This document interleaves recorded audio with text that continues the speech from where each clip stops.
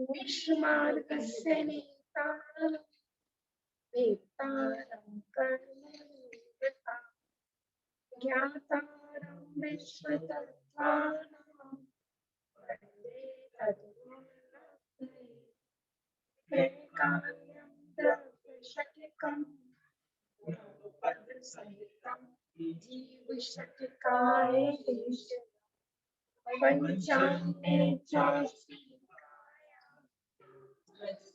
समिति गतिया चारित्र एकेतन मोक्षं त्रिभुवन महित प्रोक्त महरीति प्रतीति श्रद्धा स्पर्शति मतिमान यह सर्वशुद्ध दृष्टि सिद्धि जन्मसिद्धि शोभिहारा फलं वर्ते वन्दिता परिहन्ते मोक्षं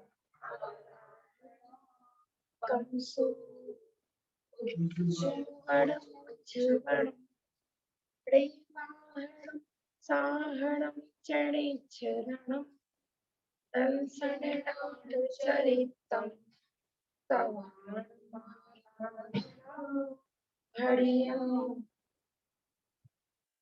प्रथम अध्याय का पाठ करते हैं। याद हुआ कि नहीं थोड़ा बहुत ये अध्याय?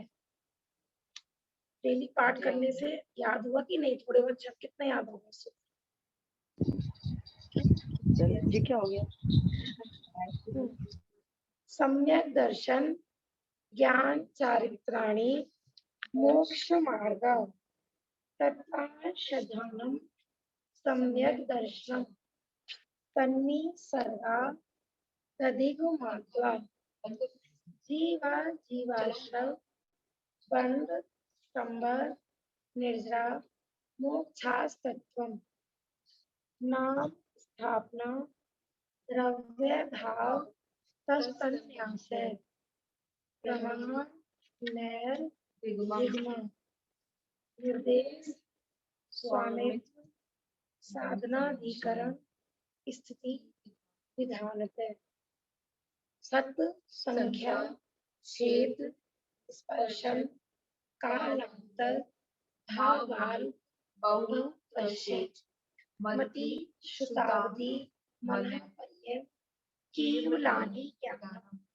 तत्प्रमाणे आदि परोक्षम प्रत्यक्ष मन्यतम मति स्मृति संज्ञा चिंता अभिनिबोध इत्येनर्थमात्रम् तद इंद्रियानिंद्रिय निमित्तम् अवग्रह हावाय धारणा बहु बहुविध क्षिप्राणि सुतामुक्त धूम्राणां सेत्राणां अर्थस्य व्यञ्जनस्य अवग्रह न चक्षुर्निद्राभ्यां श्रुतं मतिपूर्वं द्वनेक द्वादश भेदम् भव प्रत्यो अवधि देव नारकाणां शंसं निमित्त षड् विकल्प शेषाणां ऋजु विपुलमति मनः पर्यय विशुद्ध प्रतिपातव्यं त्वद विशेष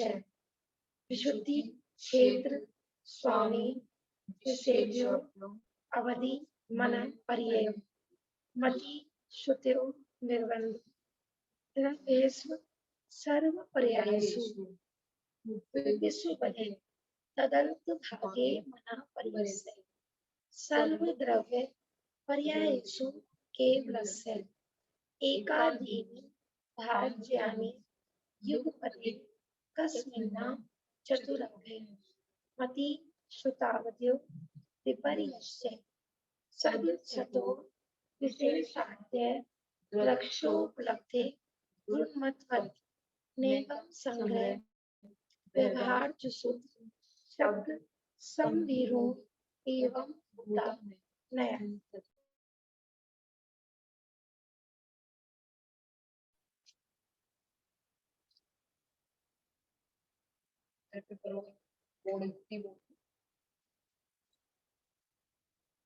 सामने बैठो बेटा। इससे क्या होता है, सामने बैठने से ना आपका भी बार बार बाहर नहीं जाए। मैं देख रही थी आप बार बार ना रोड की साइड देख। जिनवाड़ी के सामने बैठो, आप भी बेटा सीधे बैठो, आप भी सीधे बैठो, यहाँ बैठो बल्कि।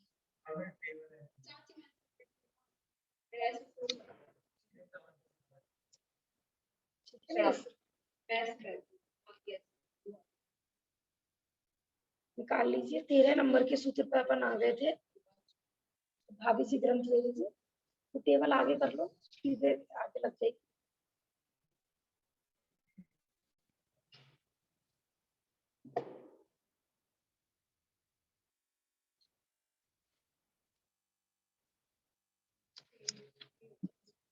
पेज नंबर है 42। मति ज्ञान हमारा चल रहा था। हाँ, 42 पेज नंबर, तत्वार सूत्र जी में निकाल लीजिए। 5 ज्ञान का हमारा प्रकरण चल रहा था। नाम तो याद होंगे ना भाभी जी? मति ज्ञान, शुद्ध ज्ञान, अवधि ज्ञान, मनः पर्य ज्ञान और केवल ज्ञान। हम आपको अभी कौन से ज्ञान है? 2 ज्ञान है, मति ज्ञान और शुद्ध ज्ञान। ठीक है। नहीं, ऐसा नहीं है कि मोटी बुद्धि वाले, नहीं ऐसा नहीं है कि मति ज्ञान या शुद्ध ज्ञान को मोटी बुद्धि बोलते हैं, ऐसा नहीं है। देखो, मोटी बुद्धि माने जो आप कह रहे हो ना, तो कम क्षमता वाले को मोटी बुद्धि वाले कहते हैं।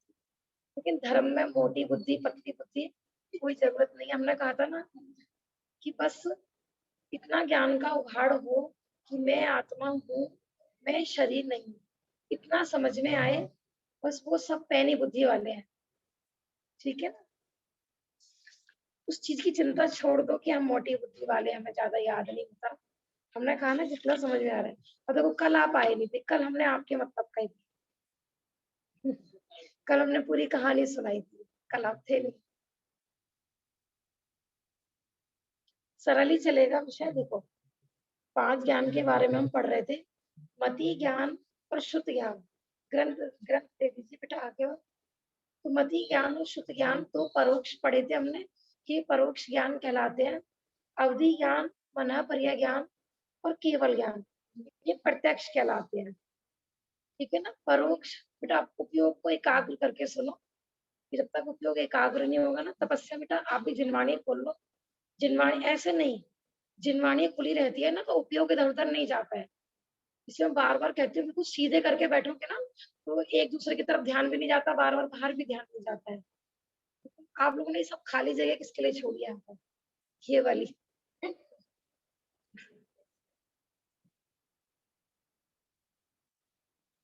तो मति और शुद्ध ज्ञान को हम पढ़ रहे थे परोक्ष, माने धर्म के हिसाब से प्रत्यक्ष और परोक्ष माने क्या? हम लौकिक में प्रत्यक्ष किसको कहते हैं कि हमने इंद्रियों से देखा है ना, आई विटनेस जिसको अपन बोलते हैं। तो 5 इंद्रियों से देखने को भी हम प्रत्यक्ष बोलते हैं। लेकिन धर्म में प्रत्यक्ष और परोक्ष की परिभाषा ये नहीं होती है। माने हम डायरेक्ट आत्मा से जाने वो तो होता है प्रत्यक्ष, और हम 5 इंद्रियों और मन से जानते हैं वो कहलाता है परोक्ष। तो ये मति ज्ञान और शुद्ध ज्ञान जो कि अभी वर्तमान में है हमारे, तो हम जो, अब जैसे हम ये जिनवाणी पढ़ रहे हैं, तो हम अगर आंखें बंद कर लें तो ये पढ़ पाएंगे क्या? नहीं पढ़ पाएंगे। कान बंद कर लें तो सुन पाएंगे क्या? नहीं सुन पाएंगे। माने हम बिना इंद्रियों की हेल्प के ना देख सकते हैं ना सुन सकते हैं। तो इसलिए हमारा ज्ञान क्या कहलाता है? परोक्ष। लेकिन जिस समय हमारा यही ज्ञान, यही मति शुद्ध ज्ञान हमारी आत्मा को जानेगा, हम स्वयं अपने आप को जान। बेटा दरवाजा खोल दो, चलो खोल लेंगे वो खाते। तो यही ज्ञान हमारे क्या कहलाता है? उस समय प्रत्यक्ष हो जाता है, जिसको बोलते हैं स्वानुभव प्रत्यक्ष, अनुभव प्रत्यक्ष। क्योंकि आत्मा किसी इंद्रियों से नहीं दिखाई देगा, है ना? कोई सोचे कि आंख बंद करके देखो, कभी आंख खोल के किसी को आत्मा दिखाए क्या? बहुत लोग कहते हैं ना हमने वहां पर आत्मा देखी, वास्तव में आंखों से आत्मा दिखता ही नहीं है। और व्हाइट व्हाइट देखा तो व्हाइट कलर का आत्मा होता ही नहीं है, वो सब भ्रम होता है और कुछ भी नहीं होता है। तो मति शुद्ध ज्ञान आगम की भाषा में यहाँ परोक्ष कहलाएंगे। लेकिन जिस समय ये हम अपनी आत्मा को जानते हैं तो उसी समय ये प्रत्यक्ष कहलाते हैं। अवधि ज्ञान, मन पर्य ज्ञान और केवल ज्ञान, ये प्रत्यक्ष कहलाते हैं। अवधि और मन पर्य एक देश प्रत्यक्ष और केवल ज्ञान संपूर्ण प्रत्यक्ष। ठीक है, अब हम थोड़ा आगे मति ज्ञान के बारे में आज पढ़ेंगे, पेज नंबर 42 पर। क्या कह रहे हो? अवधि ज्ञान नहीं, ऐसा नहीं है। अवधि ज्ञान भी चारों गतियों में हो सकता है। हाँ, अवधि ज्ञान में क्या होता है, जैसे किसी ने पूछा भी हम पहले जन्म में क्या थे, उससे पहले क्या थे, माने पूर्व के असंख्यात भव बताते हैं, बाद के असंख्यात भव बताते हैं, क्योंकि अवधि ज्ञान भी कई प्रकार का होता है। इसकी डिटेल सब आएगी आगे आगे धीरे धीरे। ठीक है, सौधर्मेंद्र का एग्जाम्पल तो अपन इसलिए लेते हैं कि वो जग जाहिर है, सबको पता है ना। पंच कल्याणक में सबको पता है कि सौधर्मेंद्र अवधि ज्ञान से पता करते हैं कि तीर्थंकर का जन्म हो गया है। लेकिन ऐसा नहीं है कि मात्र सिर्फ सौधर्मेंद्र को होता है, स्वर्ग के सारे देवों को अवधि ज्ञान होता है। हाँ, ज्ञान नायक, ज्ञान नायक नहीं होते हैं, यज्ञ नायक होते हैं। यज्ञ नायक माने जो पूरी विधि विधि वगैरह करवाते हैं। हाँ, ज्ञान नायक नहीं होते, यज्ञ नायक। हाँ, नहीं, नरक में भी यदि सम्यक दृष्टि जीव है तो उसका कुअवधि नहीं कहलाएगा, उसका भी सुअवधि माने मिथ्या दृष्टि के सारे ज्ञान को और सम्यक दृष्टि के सारे ज्ञान सु। हाँ, तो स्वर्ग गति में जो जाएगा उसको जन्म से ही अवधि ज्ञान उत्पन्न हो जाता है, माने पूरा होते ही उसको। ऐसे नरकों में भी यही है कि जैसे ही नरक में उसने जन्म लिया और जन्म होने के अंतर्गत बाद उसको भी अवधि ज्ञान प्रकट हो जाता है। लेकिन तिरंज गति में और मनुष्यों में वहां पर ऐसा नहीं है। वहां पर क्या है, गुण प्रत्यय कहलाता है, माने वो गुणों से प्रकट होता है। किसी को तप के प्रभाव से, किसी को धर्म के प्रभाव से, किसी को रिद्धियों के प्रभाव से, तो वहां प्रकट होता है। उनको जन्मजात नहीं होता है। यहाँ पर सिर्फ तीर्थंकर को होता है। तीर्थंकर जो होते हैं ना, वो जन्म से अवधि ज्ञानी होते हैं, लेकिन मनुष्य और तिरंज बाकी और नहीं। आज हम थोड़ा सा देखो विशेष चर्चा मति ज्ञान का नया चैप्टर चालू करते हैं। मैं इसलिए अवधि ज्ञान का ज्यादा डिटेल नहीं बता रही, आगे आने वाला है सारा विषय पूरा विस्तार से याद। देखिए, 9वें सूत्र से 12वें सूत्र तक 5 प्रकार के ज्ञानों की सामान्य चर्चा करके, है ना। अब तक हमने 5 प्रकार के ज्ञानों की सामान्य चर्चा की, उनके परोक्ष प्रत्यक्ष आदि भेद प्रभेद गिनाए, और अब आगामी 13 से लेकर 19वें सूत्र तक 7 सूत्रों में मति ज्ञान के संबंध में विशेष जानकारी उपलब्ध कराते हैं। उक्त 7 सूत्रों में पहला अर्थात 13वां सूत्र इस प्रकार है। अब देखो, आगम आपकी भी बेटा बहुत छुट्टियां हो गई ना, इसलिए आपको भी थोड़ा सा समझने में टाइम लगेगा, लेकिन घबराना नहीं, क्योंकि छुट्टियां करोगे तो फिर लॉस तो होता ही है फिर। ठीक है ना। देखो, मति, स्मृति, संज्ञा, चिंता, अभिनिबोध, इत्य, नर्थांतर, माने ये जो हमने मति ज्ञान पढ़ा था ना, ये सब मति ज्ञान के पर्यायवाची नाम। इसको मति भी कह सकते हैं, स्मृति, संज्ञा, चिंता और अभिनिबोध। अब आप कहेंगे पर्यायवाची है तो फिर अलग अलग इतने सारे क्यों लिखा है? तो जो पर्यायवाची नाम होते हैं ना, वो भी किसी ना किसी गुण के कारण होते हैं। जैसे कमल है, कमल को अपन जलज भी कहते हैं, है ना। और क्या क्या नाम है कमल के? पंकज भी कहते हैं। तो वो जो उसके जो पर्यायवाची नाम है ना, तो उस संबंधी उसमें क्वालिटी भी होती है। तो ऐसे ही जो ये मति ज्ञान के पर्यायवाची नाम है, तो एक अपेक्षा तो ये मति ज्ञान ही है सारा, ठीक है ना। लेकिन थोड़ा थोड़ा इन नामों में डिफरेंस है, तो आज अपन वह देखेंगे। तो एक तो इन पांचों का नाम ही मति ज्ञान है ना। पांचों, मति, स्मृति, संज्ञा, चिंता, अभिनिबोध, पांचों का एक नाम भी मति ज्ञान है। और फिर इनके अलग अलग भेद है। तो पहला जो भेद है उसका नाम भी मति है, यानी मति ज्ञान दो हो गए। एक तो सारा सबको मति ज्ञान बोलते हैं, और इन्हीं का ही भेद पहले नंबर का मति ज्ञान है। देखो, यद्यपि इनका स्वरूप अलग अलग है, तथापि इन सभी में मति ज्ञानावरण कर्म का क्षोभसम ही अंतरंग निमित्त है। इस कारण इन्हें मति ज्ञान के नामांतर कहा है। मैंने देखो, हम सबको ये ज्ञान है अभी इस समय यहाँ पर, ठीक है ना, सारे ज्ञान है हमको। यहाँ बैठे बैठे आपको अपना घर दिखाई दे रहा है, ये सब स्मृति कहलाती है। और भी आएंगे, आपको यहाँ बैठे बैठे, जैसे आपने सपोज करो यहाँ पे किसी की टी शर्ट देखी, किसी के कपड़े देखे, तो उसके कपड़े देख के आपको अपने कपड़े की याद आ गई, यही कि हम भी अपने बच्चे के लिए ऐसी लाए। तो ये सब कहलाते हैं संज्ञा, है ना। इसको बोलते हैं प्रत्यवीय ज्ञान, किसी दूसरे की वस्तु को देखकर अपनी वस्तु याद आ जाना, है ना। जैसे किसी की शर्ट में पेन लगा देखा और हमारे पास भी था सेम पेन, कई बार तो ये कंफ्यूजन हो जाता है हमारा ही तो नहीं है, फिर अपना ढूंढते हैं, हमारा तो नहीं खो गया, किसी ने हमारा तो नहीं लगा दिया।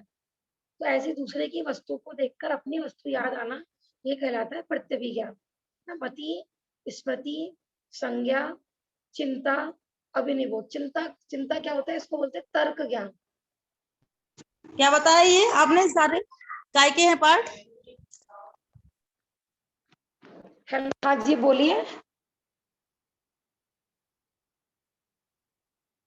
हाँ बोलिए, क्या कह रहे थे भाभी जी? मैं बोल रही कि आपने ये नाम गिना है, वो क्या काय के खिला दिए? हाँ मैं दोबारा रिपीट करती हूँ, थोड़ा भारी पड़ गया होगा। देखो ये क्या है, ज्ञान 5 होते हैं ना, मति ज्ञान, श्रुति ज्ञान, अवधि ज्ञान, मनःपर्य ज्ञान और केवल ज्ञान। तो हमने जो ये 5 नाम पढ़े हैं, ये मति ज्ञान के भेद है। आपको देखो स्क्रीन पर भी आ रहे होंगे, 13 नंबर का श्लोक है। मति, स्मृति, संज्ञा, चिंता और अभिनिवेश, ये 5 है। सबसे पहले नंबर का है मति, जो हम पढ़ेंगे बाद में, पहले मैं समझा ही देती हूँ। मति जैसे क्या होता है कि हम कोई भी वस्तु को जानते हैं, तो हमने बताया था ना, सबसे पहले उसका दर्शन होता है। जैसे हमारी आंखें हैं, या जैसे कोई वस्तु का हमसे स्पर्श हुआ, तो बस कुछ है ना, है मात्र का ज्ञान हुआ, वो कहलाता है दर्शन। फिर ये टेबल है ना, ये मच्छर है, इतना सिंपल, ये उसके बारे में विशेष नहीं, बस ये मच्छर है, इतना ज्ञान हुआ, इसको बोलते हैं मति। ठीक है स्वाति, समझ में आ रहा है? हाँ हाँ। हाँ, सबसे पहले हमें ज्ञान हुआ, जैसे हमसे कोई मच्छर टच होके निकल गया, तो हमें कई बार होता है ना, क्या निकल गया पता नहीं, तो हमें जैसे सबसे पहले कि हाँ मच्छर है, इतना ज्ञान हुआ, ये हो गया मति। फिर क्या हुआ कि हमें इतना ज्ञान हुआ, और फिर उसके बाद क्या हुआ कि हम, आज तो हम यहाँ से चले गए, ठीक है, फिर कल जब हम आए, तो हमें एकदम अचानक से याद आया, हाँ कल हमारे बालों में ना कुछ मच्छर सा उड़ के गया था, माने एकदम बैठे बैठे हमें अचानक से याद आया, तो कल हम बैठे थे ना, यहाँ पे बहुत मच्छर हो रहे थे, हमारे बालों से होके गया था, तो ये हो गया स्मृति, है ना। कल जो हमने जाना था, वो दोबारा बैठे बैठे हमें अचानक से याद आ गया, उसको क्या बोलते हैं, स्मृति। फिर तीसरे नंबर पे आती है संज्ञा। संज्ञा क्या होता है, संज्ञा के बारे में अभी बताया था हमने, इसको बोलते हैं जोड़ रूप ज्ञान, प्रत्यवी ज्ञान। इससे क्या हुआ कि आज भी आपको मच्छर टच करके गया, ठीक है ना, और आज जो मच्छर टच करके गया, तो आपको एकदम कल वाली बात याद आ गई, कि जैसे आज लगा है ना, मैं ये मच्छर हमको काट के गया है या छू के गया है, ऐसे कल भी एक मच्छर आया था, वो भी हमारे पीछे ऐसे ही पड़ गया था, कल भी ऐसे पीछे पड़ रहा था वो हमारे। तो आज के मच्छर को देखकर कल वाले मच्छर का ज्ञान याद आया, इसको बोलते हैं प्रत्यवी ज्ञान। स्मृति और प्रत्यवी में अंतर समझ में आ रहा है? स्मृति में तो बैठे बैठे याद आ गया, जरूरी नहीं है कि आज वो घटना घटे, लेकिन प्रत्यवी ज्ञान में क्या होता है कि हमें आज भी हमारे साथ कुछ घटा है, लेकिन ऐसी सेम कंडीशन पहले भी घटी थी, इसको बोलते हैं प्रत्यवी ज्ञान, ठीक है ना। इसका दूसरा नाम क्या है, जिनवाणी में जो लिखा हुआ है इस समय सूत्र में, संज्ञा। संज्ञा को प्रत्यवी ज्ञान भी कहते हैं। फिर चौथे नंबर का है चिंता, इसको बोलते हैं तर्क ज्ञान। जैसे हम बार बार बोलते हैं ना कि हम कोई भी वस्तु समझें, लेकिन लॉजिक से समझें। जैसे हम आगम से पूछे, आगम आप कौन हो, जीव की अजीब, जीव सिद्ध करो आप जीव हो, कैसे हो आप जीव। हाँ, ये कह रहे हैं मैं जानता देखता हूँ ना, इसलिए मैं जीव हूँ, क्योंकि जहां जहां ज्ञान, वहां वहां आत्मा। अच्छा ये टेबल जीव क्यों नहीं है, ये जानती देखती नहीं है, जहां जहां ज्ञान नहीं, वहां वहां आत्मा नहीं, है ना। शरीर जीव नहीं है, सिद्ध करो भाभी जी, स्वाति सिद्ध करो, शरीर जीव नहीं है, कैसे बताओगे तर्क से? शरीर शरीर हाँ, सोचो, थोड़ा लगाओ लॉजिक। शरीर जीव नहीं है, कैसे सिद्ध करोगे? डेड बॉडी देख लो ना। डेथ अगर बॉडी, हाँ सही बोले, डेथ बॉडी है, जब तक जिंदा है तब तक बॉडी बाहर, मतलब जान रही, देख रहे हैं। हाँ जी, लेकिन देखो, जो तर्क होता है ना वो त्रिकाल होना चाहिए। जैसे हम कहें कि भाई यहाँ, जैसे इसमें देखो इसी में एग्जाम्पल आएंगे, माने जो न्याय के ग्रंथों में एग्जाम्पल आता है कि जहां जहां यहाँ धुआं हो रहा है और जहां जहां धुआं होता है वहां वहां अग्नि होती है, और अग्नि जहां है। जहां अग्नि नहीं होती है वहां वहां धुआं नहीं होता है। इसको कहते हैं तर्क ज्ञान। इसी का ही दूसरा नाम है चिंता ज्ञान। समझ में आ रहा है? तो ये हमें एक एक जो न्याय, जो अपन बोलते हैं न्याय की भाषा, न्याय की भाषा, ने हर बात को लॉजिक से समझना, तर्क से समझना, युक्ति से समझना, ऐसा ये सब कहलाता है चिंता। अब आप कह रहे हो कि अभी तो हम हैं, लेकिन वो जो आप जो लक्षण बनाओगे वो हमेशा घटित होना चाहिए ना। और अभी भी देखो, शरीर में पैरालिसिस हो जाए, है ना, आपने देखा होगा बुजुर्गों को हो जाता है। अब क्या हो गया, आप क्यों नहीं जान देख रहा वो? अगर शरीर में ज्ञान होता तो वो क्यों नहीं जान रहा? आपको पता होगा ना, जितने शरीर में पैरालिसिस हो जाता है, उसको आप छुओ, उसको, उसमें कुछ संवेदना नहीं होती है। समझ में आ रहा है ना? और दूसरा हम जो ये कहते हैं मुझे ना, कुछ हुआ है, ये तो ज्ञान में आ ही रहा है ना, हाँ, प्रति लेकिन वो समय। भी, हाँ, स्वाति का कहना है कि ये तो कुछ लगता है ना कि कुछ हुआ। जैसे कोमा का व्यक्ति है, भले ही वो बिल्कुल लेटा हुआ है, लेकिन उसके अंदर फीलिंग तो होती है ना। लेकिन फीलिंग वो शरीर में नहीं है, उसमें आत्मा आत्मा मौजूद है, इस बात की हयाती है वो। अगर हम ये कहें ना कि वहां पर शरीर में ज्ञान ज्ञान होता है, फिर मरने में और कोमा में क्या अंतर है बताओ? कोमा कोमा का व्यक्ति का शरीर और मरे हुए व्यक्ति के शरीर में क्या अंतर है? हैं? अंतर है, कोमा है, अंतर अंतर है, है। सही बात है। मरे हुए में तो आत्मा है ही नहीं है, कोमा वाले में आत्मा तो है, वो तो सुख दुख का तो वेदन हाँ, अनुभव कर रहा है। तो शरीर सड़ नहीं रहा, गल नहीं रहा, तो इस बात का प्रतीक है कि इसके अंदर आत्मा है अभी। हाँ हाँ आत्मा निकलते ही ना कुछ उसमें बदबू मारना चालू हो जाती है, हाँ सड़ना हाँ चालू हो जाता है। हॉस्पिटल हाँ वाले भी कितने घंटे छिपा लेंगे, हाँ। बॉडी को बर्फ में भी रखेंगे, माने उनके परिवार वालों को उल्लू भी बनाएंगे तो कितने दिन बना सकते हैं बताओ? है ना, वेंटिलेटर पे भी वो एक दो दिन के लिए तो रख सकते हैं। अच्छा, एक बात बताओ, जो कोमा वाला व्यक्ति है, तो जी, वो जो कोमा में, तो उसकी आत्मा में क्या क्या चल रहा होगा? हाँ, भाभी जी का प्रश्न है कि जो कोमा वाला व्यक्ति है उसकी आत्मा में क्या चल रहा होगा? उसकी आत्मा में भी जानना देखना चल रहा होगा। जैसे हमारी आत्मा जानना देखना कर रही है, ऐसे उनकी कर रही है। लेकिन देखो पर अंतर क्या होता है कि हाँ अभी वर्तमान में हमारा ज्ञान ना परोक्ष ज्ञान कहलाता है, माने हाँ इंद्रिय और मन के माध्यम से प्रवर्तता है। कोमा हाँ वाले व्यक्ति का क्या हुआ है कि पूरी स्पर्श इंद्रिय है ना, स्पर्श क्या, माने पूरे ही शरीर में उसके फॉल्ट हो गया है, माने हाँ जिसके माध्यम से वो जानता था उसी में ही बीमारी हो गई है। तो ये उनकी पराधीनता है कि भाई शरीर में, माने इंद्रियों में कुछ हो जाए तो उनका ज्ञान का उघाड़ भी उस समय कम हो जाता है वो संगी पंचेंद्रिय कोमा वाला व्यक्ति, लेकिन वो हाँ बोल नहीं सकता, चख नहीं सकता, तो कई बार तो सुनते भी नहीं है कई कई कोमा वाले लोग। होता है कि नहीं, माने पांचों इंद्रियां शिथिल हुई हैं तो उनका ज्ञान भी उस समय ढक गया है। जैसे हमने बताया था ना कि आंख के आगे कोई तिनका आ जाए, तो कहते हैं आंख के आगे तिनका आ जाए पहाड़ भी नहीं दिखता। समझ में आता है नहीं? हम्म तो ऐसे ही कोमा वाले व्यक्ति की, माने उसके जो द्रव्य इंद्रियां हैं, जो उसका शरीर है, उसमें फॉल्ट हो गए, उसमें रोग आदि हो गए। तो यही तो पराधीनता है मति शुद्ध ज्ञान की, कि कान में कुछ हो जाए, आंख में कुछ हो जाए तो वो जान देख नहीं सकता। वो है तो संगी पंचेंद्रिय कोमा वाला व्यक्ति, लेकिन वो इस समय उसकी बातें नहीं कर रहा है। भाव इंद्री से तो पूरा जान रहा है ना वो। हाँ, भाव इंद्रिय पूरी है वहां पर। और पता है उसको सुख दुख की भी फीलिंग होती है। ऐसा नहीं है कि वो अंदर में उसको पता नहीं कितनी वेदना है, बस बोल ही तो नहीं पा रहा। उसकी उसकी वेदना अपन कह नहीं सकते। कोई सोचे कितना शांत लेटा है, तो कितनी शांति से इसने मरण किया है, ऐसा नहीं है। भाई जब वो व्यक्त नहीं कर सकता अपनी पीड़ा को, नहीं तो फिर अगर बाहर का शरीर शांत देख के हम कहें कि शांति पूर्वक मरण किया है, फिर तो सब कोमा वाला का समाधि मरण कहलाएगा। अंदर में तीव्र वेदना होती है उसको। आया है, मैं बता रही थी ना, विदेशों में सब चीजों की खोज हुई है इन चीजों की। तो ऐसा भी बताते हैं कि कोमा वाले व्यक्ति की कितनी वेदना हो रही है, फीलिंग हो रही है, वो सब जैसे माइक्रोस्कोप वगैरह चलते हैं ना, उनसे करते हैं वो लोग। जैसे पेड़ पौधों की फीलिंग का पता लगाया था ना जगदीश चंद्र बोस ने, वैसे ही कोमा वाला व्यक्ति कितना, जैसे हमने गर्व की बताई थी ना, एक साइलेंट मूवी बनी थी गर्व के ऊपर, कि गर्व का 1 हफ्ते का बच्चा, 2 हफ्ते का बच्चा, मैंने उसको क्या फीलिंग करता है पूरा दिखाया था उसमें, कि माँ डॉक्टर से बातें करने जा रही है अबॉर्शन के लिए, तो वो अंदर वो डर रहा है, वो भी बातें सुन रहा है, लेकिन हमें बाहर में व्यक्त नहीं है वो चीज ऐसा। तो कोमा वाला व्यक्ति जाने किस में गया, कोई गारंटी नहीं। लोग कहते हैं उसने कोई कष्ट नहीं दिया, बस 2 दिन के अंदर चला गया बड़े बड़ी आसानी से, पर उसकी वेदना वही जानता होगा।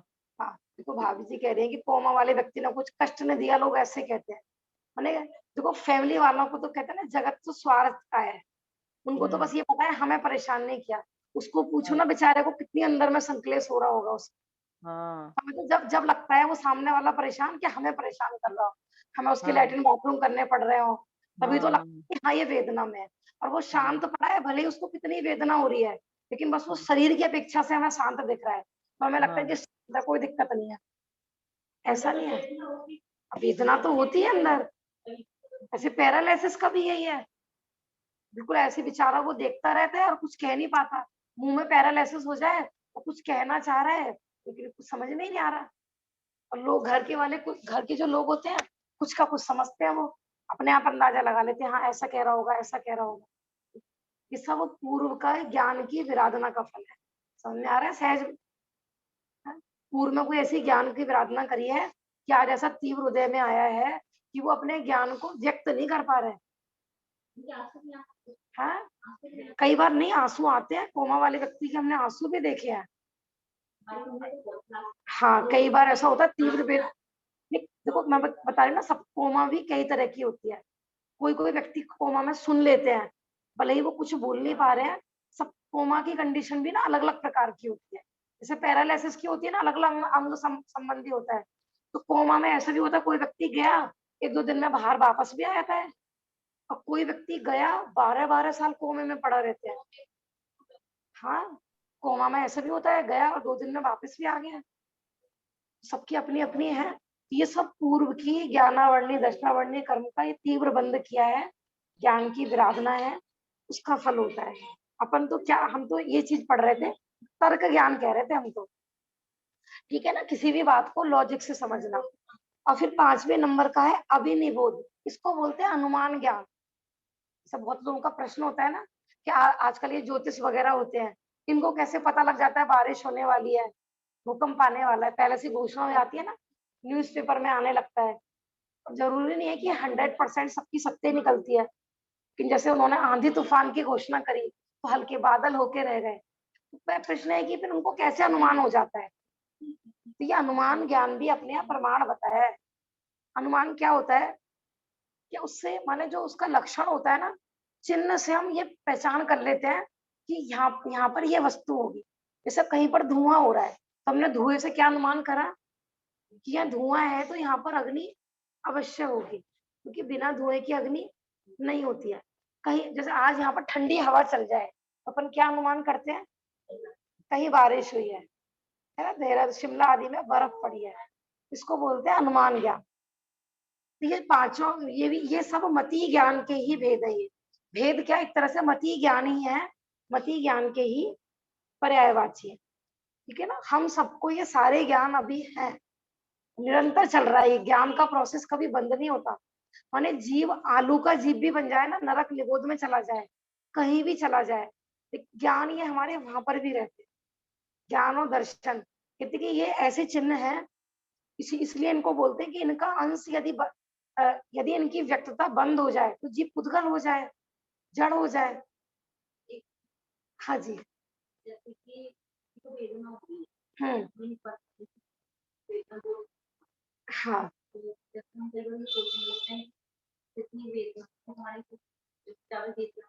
हाँ हाँ, ये वैसे प्रश्न आ चुका है, कई बार आ चुका है भाभी जी का प्रश्न है कि किसी जीव को तीव्र वेदना हो रही है, तड़फ रहा है बीमारी से, और अपन ऐसा कहें कि हे भगवान इसे उठा लो, अपनी शरण में बुला लो, है ना, अपने हाथ पैरों से चला जाएगा तो कम से कम इसकी वेदना समाप्त हो जाएगी। लेकिन ये सब देखो, जहाँ स्वाध्याय नहीं है ना, ये सब हम अज्ञानता में बोलते हैं ये सब। देखो आपने कहा भगवान अपनी शरण में ले, भगवान कहाँ पर रहते हैं? कहाँ रहते हैं भगवान? सिद्धशिला पे। सिद्धशिला पर कौन जाता है? भगवान की शरण का क्या मतलब है? पहले तो अपने को ये समझना है। देव हे भगवान उठा लो, मुझे अपने पास बुला लो, है तो भगवान किस किस को बुलाएंगे अपने पास? और ऐसा कोई व्यवस्था है क्या निमित्त कि भगवान बुला ले और हम वहां पे पहुंच जाएंगे? मैं बता रही हूँ ना, आप स्वयं विचारना ना, अपने यहाँ तो एक बार जिसको मोक्ष हो गया वो वापस आते ही नहीं है। अब भगवान को किसी से राग द्वेष नहीं है, भगवान को पता है कि आज इसको वेदना हो रही है तो ये सब इसी के कर्मों का फल है। माने भगवान ना तो किसी की वेदना दूर करते हैं और ना किसी को वेदना देते हैं। अब किसी पे परेशानी आ जाए तो भी भगवान पे मर देते हैं, हे भगवान तूने मेरे साथ ऐसा क्यों कर दिया? है ना, भगवान यदि ठीक करने वाले हैं तो इसका मतलब भगवान बुरा करने वाले भी हैं। लेकिन जैन धर्म में वीतरागी भगवान माने ना किसी का बुरा करते हैं और ना किसी का भला करते हैं। हम अपने ही परिणामों से अपना बुरा करते हैं और अपने परिणामों से अपना भला करते हैं। हाँ, मैं बता रही हूँ ना, और अभी आगे का पॉइंट बता रही हूँ। एक तो ये, दूसरा ये है कि हम क्या कहते हैं, वेदना हो रही है इसको, तो यहाँ से ये मर जाए, है ना, हमें ये लगता है।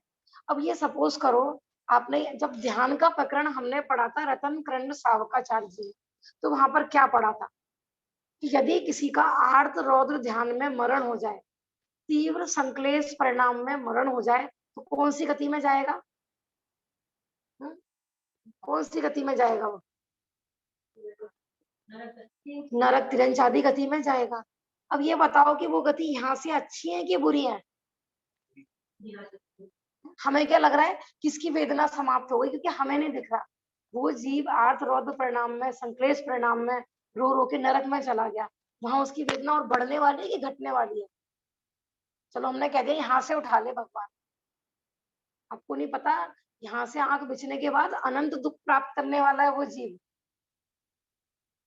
बस वो हमें नहीं दिखेगा, हम परेशान नहीं होंगे। तिरंज गति में चला गया रो रो के आर्त रौद्र संक्लेश परिणामों में, तो भी दुर्गति। कैसे? हाँ, तो पहले मैं ये वाला प्रश्न समझ में आया कि नहीं, पहले आप ये बताओ। कभी ऐसी भावना नहीं भानी चाहिए कि हे भगवान इसको उठा लो। ये तो क्या होता है, मैंने कहा ना, इसमें दो बात छिपी हुई है। ठीक है, उसमें हमें करुणा आ रही है, उस जीव की हमसे वेदना नहीं देखी जा रही। दूसरा, जो लोग ऊपर के परेशान होते हैं ना, वो भी थक चुके हैं, इसलिए भी उनके मुंह से ऐसा निकलता है। ठीक है, करुणा होती है, आपसे जितनी बने उतनी अपने को उसकी सेवा करनी चाहिए, है ना, उसको संबोधन करना चाहिए।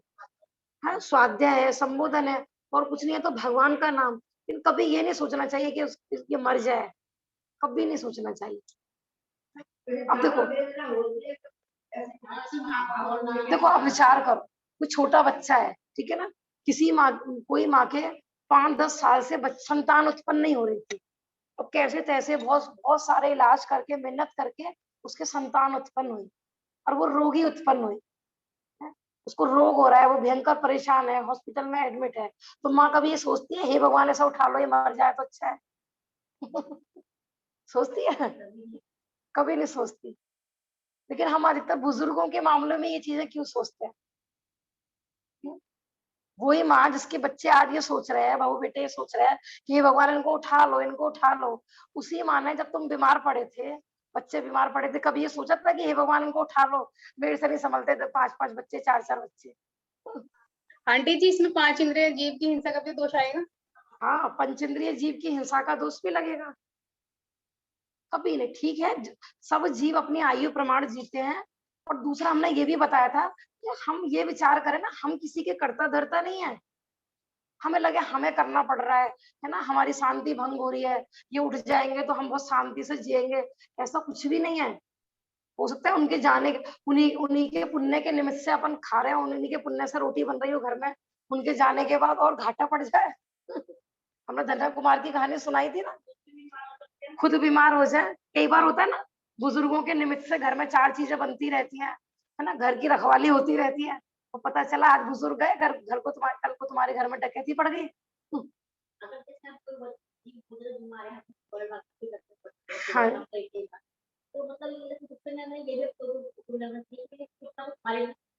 हाँ, अपना होता ही है। मैं कहा ना, उस समय ये विचार करना, मतलब ये विचार करना चाहिए कि मैंने पूर्व में कोई इनसे कर्जा लिया था, और ये मेरे से, हमने कहानी भेजी थी ना। हाँ, देखो उसको मैंने कहा था, देखो चलो विषय चल गया है तो इसको 4 कंडीशन से अपन देख सकते हैं। मैं बार बार बोलती हूँ, देखो ध्यान दो, है? जब हम कहानियां भेजती हूँ या नियम भेजते हैं ना अपन, उस नियम में बहुत गहराई होती है। अपन जो भेजते हैं ना आज का नियम, पर वो होता है ना, शब्दों की एक लिमिट होती है कि हम अपने भाव व्यक्त नहीं कर पाते हैं। तो पाठशाला के ग्रुप में हम नियम भेजते हैं, उनमें बहुत ये रहस्य छिपे हुए होते हैं सारे। ऐसी कल परसों जो कहानी भेजी थी, उसमें माने किसी भी कंडीशन को अपन 4 तरफ से उसमें तत्व चिंतन कर सकते हैं। एक तो देखो, हमने विचार था कर्ण द्रव्यालोक की दृष्टि से, तो ये कोई किसी का कर्ता धर्ता नहीं है, माने हम इनकी सेवा कर रहे हैं तो ये इनका पुण्य है। समझ में आ रहा है? हमने बताया था ना, कोई हमें 1 गिलास पानी भी दे रहा है तो वो हमारे पुण्य से आ रहा है हमारे पास।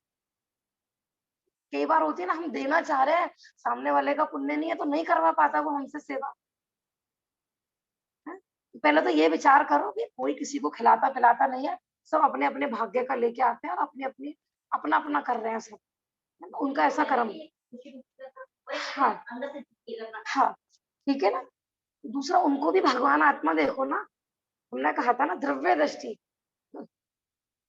जो जीव अपने, अब देखो ये कंडीशन हमारे साथ नहीं हो सकती क्या? अपन विचार करें उस समय कि हम बीमार पड़ जाएंगे और हमारी संतान उस समय क्या विचार करेगी, हमारी जगह होगी तो विचार करो। कितने कितने व्हाट्सएप पे शिक्षाप्रद आते हैं ना, कि पोता देख रहा था कि मेरे मम्मी पापा दादी बाबा को वहां पे छोड़ के आए हैं, अच्छा मुझे भी ऐसे ऐसे करना है। कितनी कितनी शिक्षाप्रद आती है आजकल तो माँ बापों को लेके, और फिर मम्मी पापा को अकल आती है कि नहीं हमें ऐसा नहीं करना चाहिए, वो तो हमारे बच्चे के ऐसे ही करेंगे हमारे साथ। कर्म की दृष्टि से भी विचार कर सकते हो कि जब ये जो संयोग वियोग मिलते हैं, ये सब पूर्व के राग द्वेष भुनाने के लिए उत्पन्न होते हैं, और हम खुशी खुशी कर्मों का कर्जा उतारेंगे तो आगे नहीं बढ़ेंगे, और हम उसमें संकलेश करेंगे तो क्या होगा कि वो कई गुना हो के आगे बढ़ेंगे। अपन सोचे हमें इनका करना पड़ रहा है, ये मर जाए या कुछ हो जाए, अगले जन्म में जो जितना रह गया है ना, वो वापस वहीं पे जाना पड़ेगा फिर।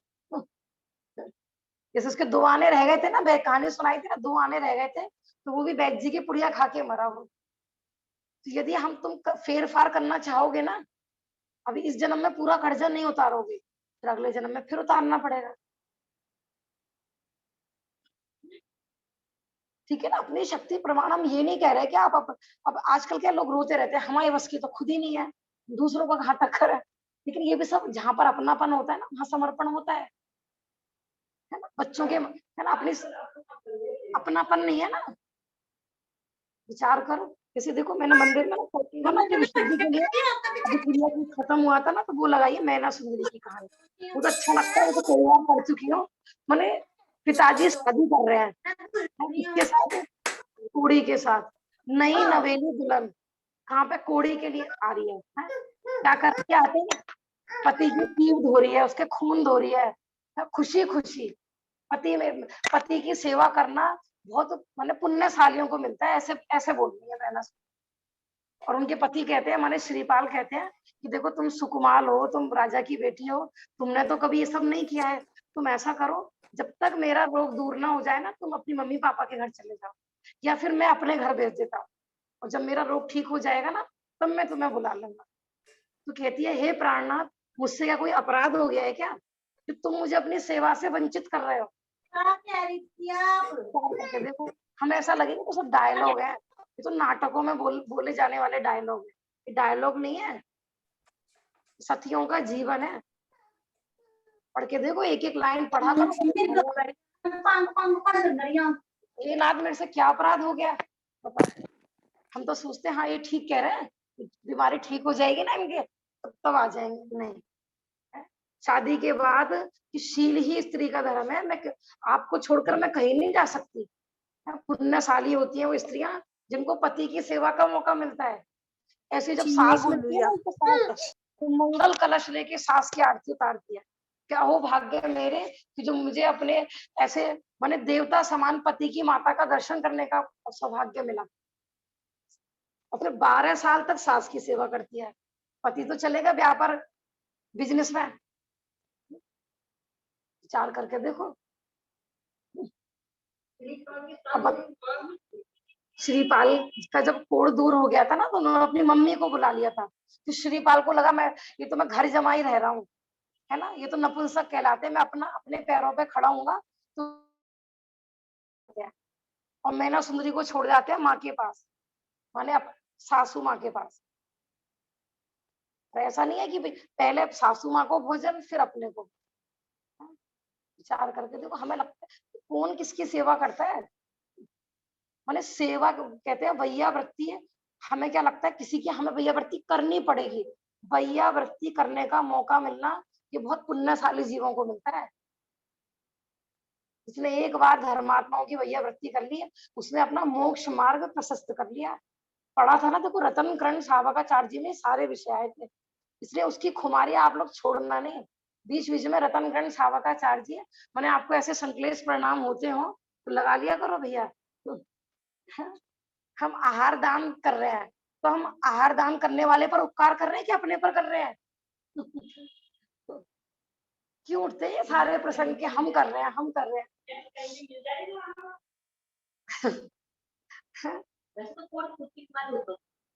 हाँ, सब सारी बीमारी ना कर्म की उदय की बीमारी होती है। छूत की बीमारी हो या किसी किसी की भी बीमारी हो। आपको देखो, कोरोना सास ससुर को हो जाए तो हम उनसे बच लेंगे, हम अपने बच्चे को हो जाए वहां पे वो वाला बचाव करेंगे क्या जितना वहां कर रहे थे? हाँ बिल्कुल निकट हो जाए, हाँ कोई बच्चे आराम से हाँ, ठीक है ना। सबको साधा, या तो देखो सबसे घृणा करो, मैं बार बार कहती हूँ, या तो 3 लोग से घृणा करो। तुम्हें किसी की सेवा नहीं करनी है तो तीनों लोगों किसी की भी मत करो, इसकी भी मत करो, अपने की भी मत करो। है ना, वसुधैव कुटुंबकम। राग करना है तो सारे जगत से करो, और द्वेष करना है तो सारे जगत से करो।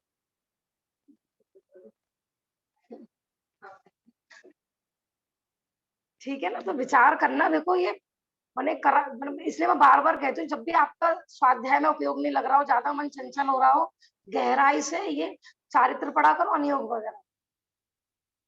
क्या मर्म छिपा हुआ, उनकी वर्डिंग पढ़ो कि शीलवती क्या कह रही है। एक शब्द कैसे, मतलब गिन गिन के ऐसे शब्द बोलते हैं।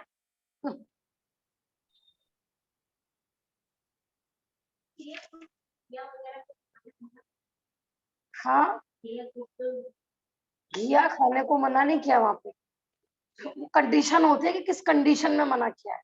कचिया घिया, सह प्रतिष्ठित घिया।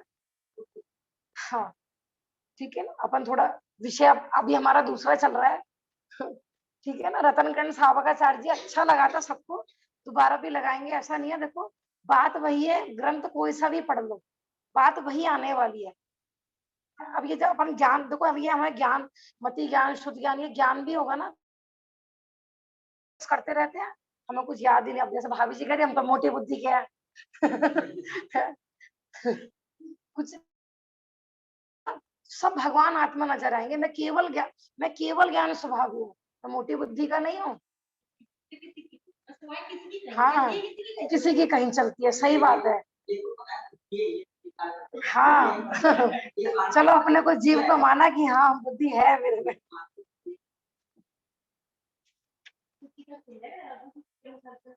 हाँ, ठीक है ना। इसी विषय को लेते हैं, अभी है 15 मिनट।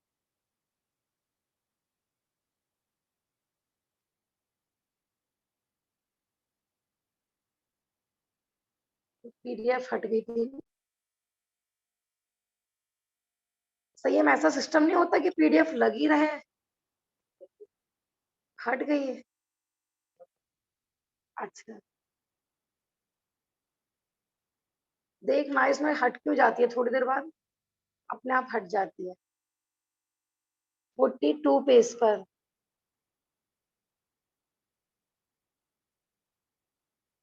वापस अब अपन अपने विषय पर ही आते हैं। हाँ, हम क्या पढ़ रहे थे? मति, स्मृति, संज्ञा, चिंता, अभिनिबोध। अब थोड़ा इसी के माध्यम से देखते हैं, सब अपने ग्रंथ में देखिए। देखो, मति, मति माने क्या बताया है? मनन करना, वह मति। ठीक है ना? माने कोई भी वस्तु को जब हम जानते हैं ना पहली बार, फिर ये क्या है, क्यों है ना, इसका नाम क्या है, तो ऐसा मनन चलता है ना, माने ज्ञान में जिज्ञासा पैदा होती है किसी भी वस्तु को जानने की। होती है कि नहीं? जैसे वो आज कहानी भेजी थी ना कि वो टीचर जी ट्रॉफी रख गई थी सब बच्चों को, है, इनको अभी खोलना नहीं।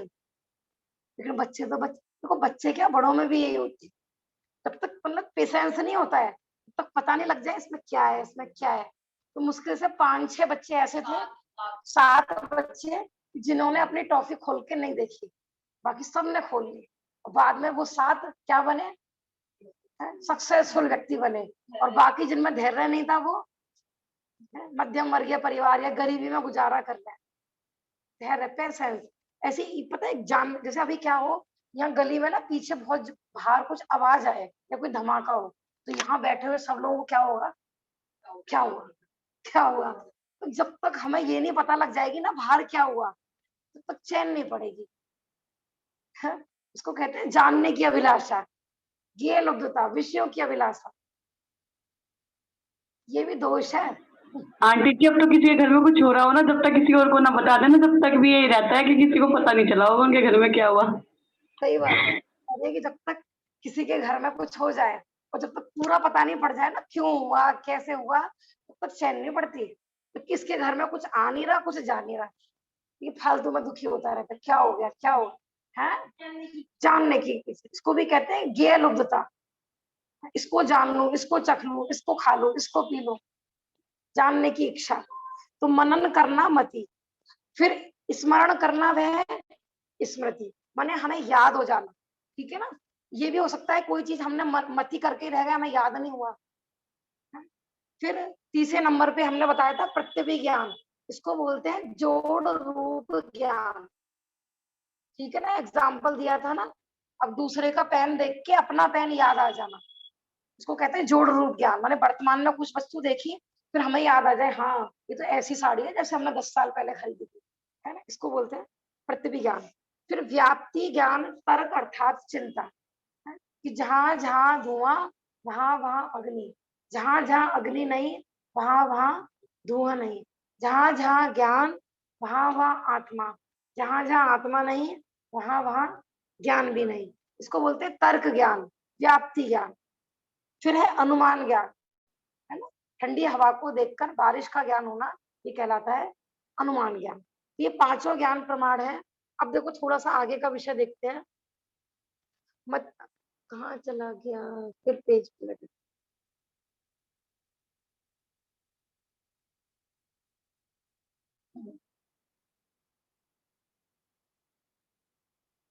ज्यादा आगे पहुंच, हाँ देखो, मतीय ज्ञान, हाँ जी, हाँ ये प्रतिभिज्ञान कहलाई। कोई घटना हमारे साथ अभी घटी और पहले भी घट चुकी थी, तो वर्तमान की घटनाओं को देखकर पूर्व का याद आ जाना। जैसे होता नहीं है, जैसे अपन प्रथमा युग में पढ़ते हैं, किसी को भी देखा तो एकदम अचानक से याद आता है, ऐसा लगता है कि हमने इनको कहीं देखा हुआ है। इसमें हम पे पुराणों में तो ऐसा आता है ना कि मुझे इनसे स्नेह क्यों हो रहा है। जैसे कल हम आदिनाथ भगवान के पूर्व पढ़ रहे थे ना, तो वो जो 4 मंत्री थे ना, तो वो जो राजा थे ना, वो ये पूछते हैं मुनिराज से कि मुझे इन चारों से मतलब इतना स्नेह क्यों हो रहा है। और बाद में पता चलता है कि पूर्व में भी वो इसी के ही मंत्री आदि थे। ऐसे 2 मुनिराजों को आहार दिया था अपने ही पुत्रों को। अब उनको नहीं पता कि ये हमारे पुत्र हैं, लेकिन उनको देखते ही कुछ स्नेह उमड़ा, और फिर उस स्नेह के बाद भी फिर याद आ जाना कि हाँ ये वही है।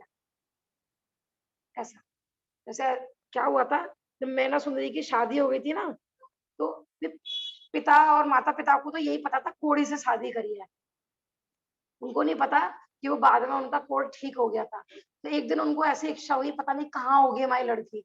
मैंने बाद में राजा भूपाल को भी बहुत प्रायश्चित हुआ था, तो वो जंगल में गए मुनिराज से मिलने के लिए। वहां पर मैना सुंदरी पहले से बैठी हुई थी श्रीपाल के साथ। अब जो मैना सुंदरी की माँ थी ना, उसको शंका हुई कि बताओ, अच्छा कोड़ी से शादी हुई थी ना, इसलिए इसने छोड़ दिया होगा अपना पति है। अब देखो दूसरे दूसरे से शादी कर ली है। अब उन्हें मन मन में ऐसे विकल्प करने लगती है। वो उन्हें अपनी बेटी को ही नहीं पहचान पा रही, अपने दामाद को ही नहीं पहचान पा रहे। बाद में मतलब इतने विकल्प चलते हैं, देखो बिना जाने हमें जब तक किसी बात की पता नहीं लग जाए ना, तो बिना सोचे समझे भी कोई कदम नहीं उठाना चाहिए। अपने आप को कोसने लगती है, ऐसी लड़की से तो जन्म होते ही मर जाती, इसने कलंक लगा दिया, हाँ हमारे कुल की कलंकी, ऐसे ऐसे मन में वो सोच रही थी। लेकिन मैना सुंदरी को पता लग गया था कि ये मेरी माँ है दूर से ही। अब वो ये भी विचार कर गई कि माँ ने मेरे को देख लिया, इतने इतने दिनों बाद मिली है, फिर भी देखो मेरे से मिलने का भाव नहीं हो रहा, इसका मतलब इनको कुछ शंका उत्पन्न हुई है। फिर वो जाके बताती है, तब भी बिलीव नहीं करती। फिर वो श्रीपाल खुद बताते हैं, तब भी बिलीव नहीं करती। फिर वो बाद में दिखाते हैं अपनी उंगली का कोड कि देखो कि ये मैं पूरा कोड़ी था, देखो मेरी उंगली में अभी भी है। मैंने चिन्ह के तर्क से बात बताई तो समझ में आया वहां पर भी। फिर वो क्षमा मांगते हैं। हाँ देखो मुनिराज इन चपड़ों में नहीं पड़ते हैं। अब ये तो सब आपस में उनके अंदर चल रहा था, मुनिराज से किसी ने प्रश्न किया ही नहीं था। तो बाद में फिर चारों जन जाके मुनिराज के पास बैठते हैं। मुनिराज ऐसे कोई किसी के घर गृहस्थी में इंटरफियर नहीं करते हैं, वो तो पात्र जानते हैं, योग्यता जानते हैं, और उनको लगता है कि इस समय इसको ये कंडीशन बताने से, इसका पूर्व बताने से ये अभी सम्यक आदि धारण करेगा, ये अणुव्रत महाव्रत धारण करेगा, तो बताते हैं। मुनिराज ऐसे फालतू में नहीं बताते कि आप पहले जन्म में वहां थे वहां थे, उनको ऐसा मतलब नहीं होता है। हाँ तब उनको लगता है ना इस जीव की योग्यता पक गई है, तो सहज ही करुणावश उनको ऐसा भाव आता है। हाँ हाँ ठीक है ना। तो मति ज्ञान के देखो 4 भेद और बताए इसमें, अवग्रह, ईहा, अवाय और धारणा। नाम सुने हैं ना सबने, आगम आपने सुने हैं? नहीं सुने, निमित्त आप लोगों ने तो पढ़ रखा है। देखो समझ में आएगा बेटा, है ना। पेशेंस रखना, धैर्य रखना, तो समझ में आएगा। पहली पाठशाला सुन के भाग गए तो नहीं समझ में आएगा। वो टॉफी की तरह आपने पढ़ते हो कि नहीं, पहले तो ये बताओ। हम डेली एक नियम भेजते हैं और कहानी भेजते हैं अधिकतर, डेली तो नहीं, कहानी कभी कभी। पढ़ते हो कि नहीं? नहीं पढ़ते, क्यों नहीं पढ़ते? इतने सारे मैसेज देखते हो यार दोस्तों के, फेसबुक देखते हो, इंस्टाग्राम देखते हो, थोड़ा एक मैसेज पाठशाला के ग्रुप का भी देख लिया करो। वो सारे मैसेज एक तरफ है, अब धर्म का एक मैसेज एक तरफ, उस पर विचार भी क्या करो कि इसकी गहराई क्या है। अधिक मतलब जब तक किसी चीज की तह नहीं पता लग जाती तो धैर्य खो देते हैं। भेजी थी ना कहानी। हाँ हाँ हमने ग्रुप बना हुआ है आंटी जी, आंटी जी को नहीं कन्या वगैरह होंगे, बाकी आप सब तो है ना। भाभी जी आपका नहीं है ऐड उस पे? तत्वार सूत्र पाठशाला के नाम से, पहले उसका जैन पाठशाला था नाम, अब तत्वार सूत्र पाठशाला हो गया है। उस पर डेली एक नियम भी भेजते हैं अपन, और पंडित श्रेणिक जी के 10 पॉइंट भी भेजते हैं, है ना। एक नियम और कभी कभी कहानी, और वो कहानी हम नहीं बनाते हैं, वो जबलपुर से ही जिन शासन प्रभावना के नाम से आती है, तो कोई साधर्मी भाई बनाते हैं। देखो लोग कितना प्रयास, मैंने सच में मुझे ऐसे लोगों की बड़ी महिमा आती है, मतलब अपने आप ही सहज ही प्रभावना में लगे हुए हैं, हम उन्हें जानते तक भी नहीं है, और वो हमें इतनी शिक्षा दे आते हैं। कई बार होता है ना, गुरु को पता भी नहीं है कि मेरा शिष्य कौन है, और शिष्य ने भी कभी अपने गुरु जी ने देखी है, और लेकिन वो उन्हीं के प्रताप से धर्म में लग गया। तो कोई कोई कहानियां तो अपने जीवन में इतनी प्रेरणा स्प्रद होती है कि उनसे अपना पूरा जीवन ही बदल जाता है, कहानियों के माध्यम से भी। पढ़ा करो बेटा, डेली एक कहानी पढ़ा करो, बच्चों से तो स्पेशल बोल दी। रूटीन बना लो डेली, आप स्वाध्याय नहीं करना चाहते मत करो, एक कहानी डेली पढ़ो, और उस कहानी में अपने को रखे कि मैंने उस कहानी का जो पात्र है ना, वहां पे अपने को विराजमान कर लिया। फिर कहानी पढ़ा करो तो और अच्छे लगी। तो मति ज्ञान के चार मतलब इसके 4 स्टेप है, अवग्रह, ईहा, अवाय धारणा, याद कर लो सब। अवग्रह, इहा, अवाय, धारणा। अवग्रह, इहा, अवाय, धारणा। अवग्रह क्या होता है कि कोई भी वस्तु हमने देखी, ठीक है ना, जैसे यह निमित्त है, ठीक है ना, इतना हमें पता लग गया, इसको बोलते हैं अवग्रह। फिर क्या उत्पन्न हुआ, कौन है ये हमारा इच्छा है ना, निमित्त तो है, ये कौन है, कहाँ से आया है, इसके बारे में जो हमें इच्छा उत्पन्न हुई वो हो गई इहा। अब अवाय क्या चीज होती है कि अच्छा ये निमित्त है, उनका लड़का है, ये वहां से आता है, जिसके बाबा जी वो है, और हम है ना, इनकी पूरी हमें जानकारी मिल गई, पूरी जान पहचान हो गई है ना। इया में तो इच्छा हुई थी, अब आय में क्या हुआ, निर्णय हो गया, हाँ ये निमित्त है, वहां पर उस ब्रह्मपुरी में रहते हैं, इतने नंबर गली है, ये इनके मम्मी पापा है, मैंने पूरा हमें निमित्त का निर्णय हो गया, ये हो गया अवाय। अब हमने बिल्कुल याद कर लिया, मैंने ये चीज धारणा माने कि जो हमने निर्णय किया था ना, अब वो पूरा हमें याद हो जाए कि हम उसे कभी भूले नहीं, उसको बोलते हैं धारणा। अब जब जब भी कभी हम इनको देखेंगे, हाँ ये निमित्त है, मैंने 10 साल बाद भी देखा है, धारणा ज्ञान इसी को तो बोलते हैं। जो चीज हमारे धारणा में बैठ गई वही बाद में स्मृति में आती है। देखो अभी हमने जो पढ़े थे ना, मति, स्मृति, संज्ञा, चिंता, विनिरोध, वो अवग्रह, इहा, अवाय, धारणा, फिर धारणा के बाद होती है स्मृति। अब किसी को जाति स्मरण हुआ, तो जाति स्मरण तभी तो होगा कि पूर्व में उसने उस वस्तु का नक्की कर लिया था, निर्णय कर लिया था। जैसे हम बोलते हैं कि इस पंचम काल के 123 जीव यहाँ से मर के विदेह क्षेत्र जाएंगे और वहां पर सम्यक दर्शन लेंगे, अपन कहते हैं कि नहीं। मैंने यहाँ पर साधना तो की है, लेकिन अभी मैंने वो ग्रंथि भेद नहीं करा, उन्होंने सम्यक दर्शन नहीं लिया, उनका कार्य अधूरा रह गया। तो लेकिन वो जो तत्व ज्ञान यहाँ से पढ़कर गए हैं, सुनकर गए हैं, निर्णय करके गए, उसको धारणा में लेके जाते हैं, धारणा में लेके जाते हैं, वहां उनको जरा छोटा मोटा निमित्त मिलता है, तुरंत उनको सारा याद आ जाता है पूरा कि हाँ। जैसे राजा श्रेयांश को हमने बताए थे ना कल कहानी में, बहुत अच्छी कहानी थी भगवान आदिनाथ की। असंख्यात पूर्व भव याद आ गया, बताओ, असंख्यात वर्ष पहले का भव याद आ गया श्रीमती का, कि असंख्यात वर्ष पहले मैंने आहार दान किया था, ऐसे ऐसे वो उनको याद आया था कि ऐसे ऐसे पढ़गाते हैं नमोस्तु, क्योंकि उस समय किसी को पढ़गान की विधि नहीं पता थी, इसलिए तो आहार नहीं हो पा रहा था। लोग कह रहे थे हमारे समाज, जैसे आदिनाथ मुनिराज आते थे आंकड़े लेके, किसी को पता ही नहीं थी कैसे पढ़गाना है, कोई कपड़े दे रहा था, कोई बर्तन दे रहा था, कोई भी लड़कियां दे रहा था कि अच्छी शादी करने के लिए आए होंगे, ऐसे ऐसे। जिस समय वो दीक्षा के लिए जा रहे थे ना, लोगों को नहीं पता कि ये दीक्षा के लिए जा रहे हैं, क्योंकि सबसे पहली दीक्षा उन्हीं की थी। तो लोग सोच रहे थे, हाँ जब इनका जन्म हुआ था ना, जब भी देव आए थे इनको ऐसे उठा कर ले गए थे, फिर 2-4 घंटे के बाद वापस कर गए थे, तो अब भी ये दोबारा लेके जा रहे हैं पालकी में बिठा के, फिर ये वापस आ जाएंगे। हे नाथ कब आओगे, अच्छा कहीं आप भी दोबारा जा रहे हो सुमेरु पर्वत पे अभिषेक कराने के लिए। मतलब लोग ऐसे ऐसे धारणाएं कर रहे थे, किसी को नहीं पता कि अब ये गए तो वापस नहीं आएंगे, गृह त्याग का क्या मतलब है।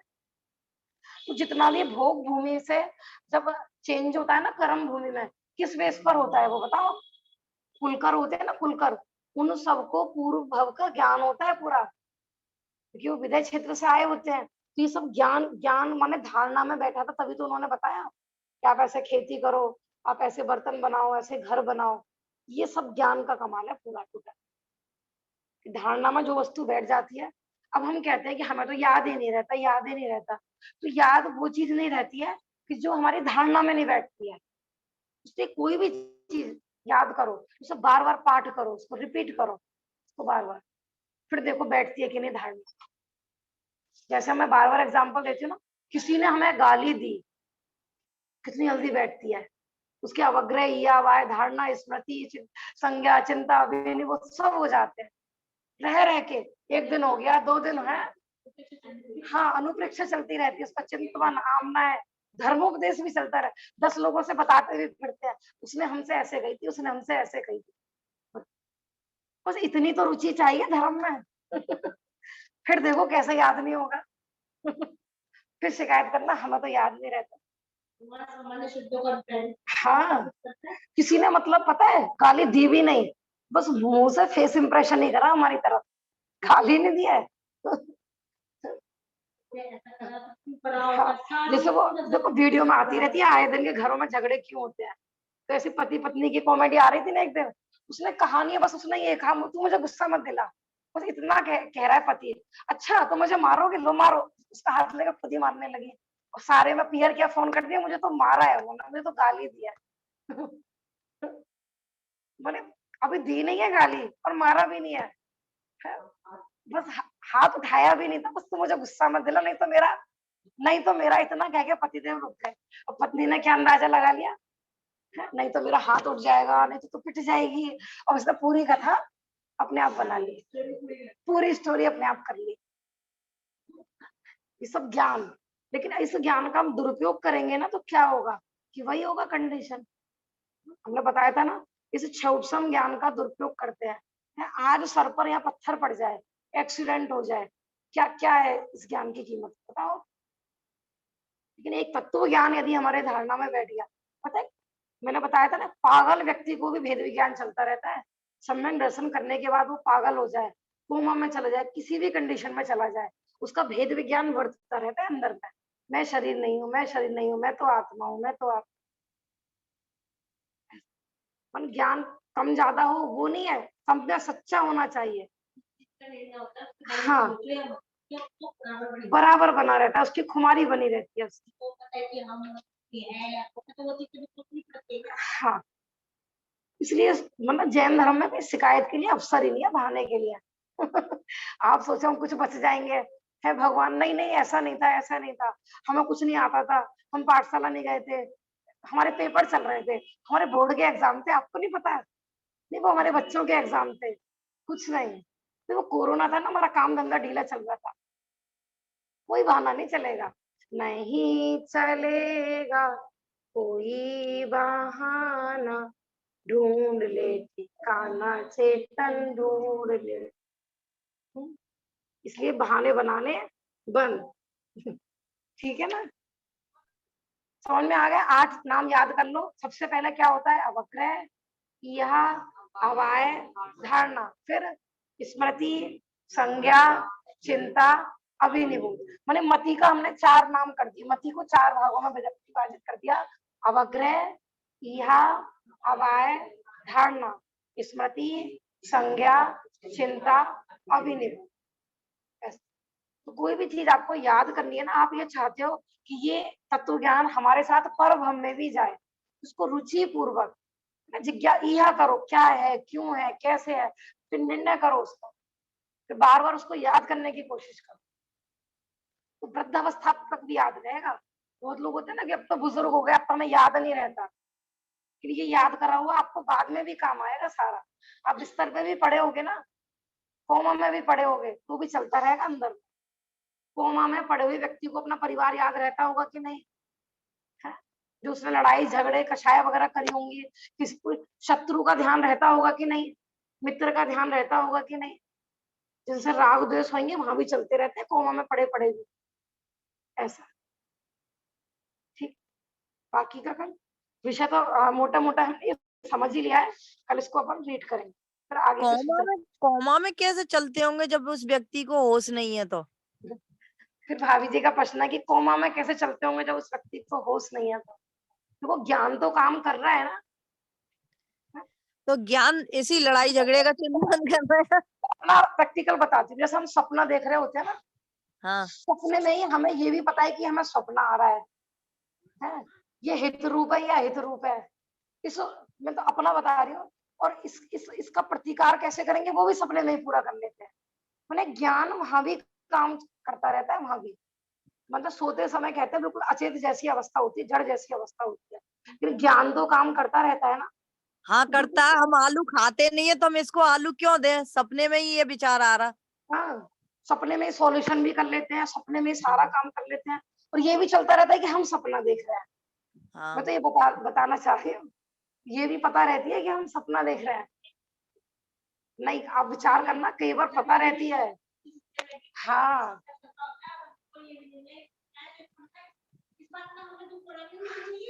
हाँ मैं वही बताना चाह रही हूँ, बता रही ना, प्रैक्टिकल बता रही हूँ मैं। ये सही नहीं है। ये जैसे कोई, जैसा भी कल परसों प्रश्न आया था ना, पता नहीं वो भैया है कि नहीं जूम पे। अभी हमारे एक भैया हैं पाठशाला से जुड़े हुए हैं, तो उनका आया था कि मैंने सपने में देखा कि मैंने किसी की चीज चोरी कर लिया है, और फिर मुझे सपने में प्रायश्चित भी हुआ, फिर बाद में मैं उसके पैसे डाल के आया वापस सपने में ही। मतलब सपने में ही चोरी भी कर रहे हैं, और ये भी पता है कि ये बुरी है। उन्हें सपना भी चल रहा है और ज्ञान भी अपना काम कर रहा है अलग, हिताहित का विवेक भी चल रहा है। और ये जो हिताहित का विवेक चल रहा है ना, वो स्वाध्याय वाला चल रहा है। हाँ हाँ, मानो जैसे हम लोगों का आलू का त्याग है और हमें सपना आ गया कि हम आलू के समोसे खा रहे हैं, कुछ खा रहे हैं, तो अगर स्वाध्याय है ना, तो अंदर में ये भी चलता रहता है, नहीं ये गलत है, हम तो खाते नहीं है जिनवाणी। नहीं, मैं तो ये बता रही हूँ कि आ भी जाए ना तो भी ज्ञान काम करता रहता है पूरा। खा भी लिया हो ना, कर भी लिया हो, ये गलत है।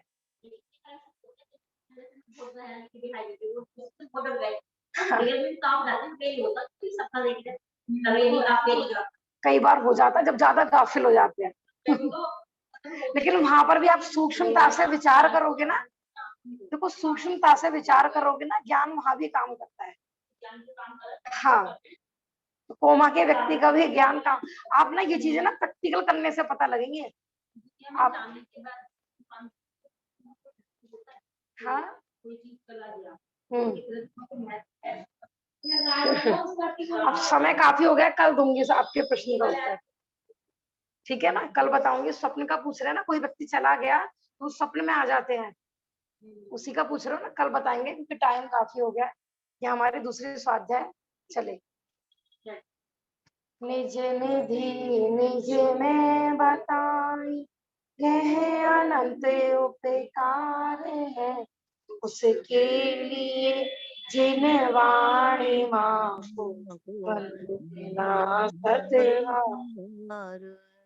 नमो अरहंताण, नमो सिद्धाणम, नमो आयरियाणम, नमो वज्रायाण, नमो लोई सर्वसा पूर्वम। बोलो जिनवाणी माता की जय, महान जैन धर्म की जय।